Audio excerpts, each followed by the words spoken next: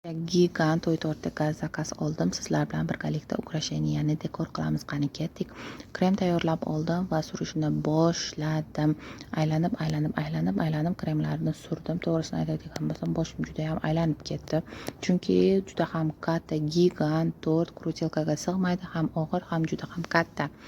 Xo'p, tekislab bo'ldim va bortiklarini chiqardim. Yonlariga uzorlarni chizib oldim va klubnika, ya'ni mevalarni terishni boshladim.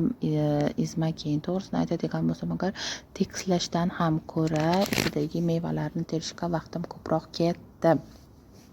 Yaxshiyam onajonim bor bo'lsalar, mevalarimni yuvib berib, terishga maydalab, o'choqlarini artib olib, terishga juda ham yordam berdilar. Klubnika malina qilib terib chiqdik va ustlarida golubikalarni ham terib chiqdik. Soat 3:30da tortni xolodilnikdan olgan bo'lsam, bizga video otziv kelyapti. Soat 10:30da tort kesildi. Tort shunaqangi idealniy darajada turib bergan, umuman miq etmasdan turib bergan. Nima deb o'ylaysiz?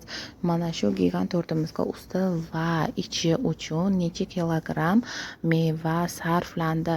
Eng muhim kuningizni professionallarga ishonib topshiring va bizga obuna bo'lishni unutmang. Otziv olishni ham ulgurmang.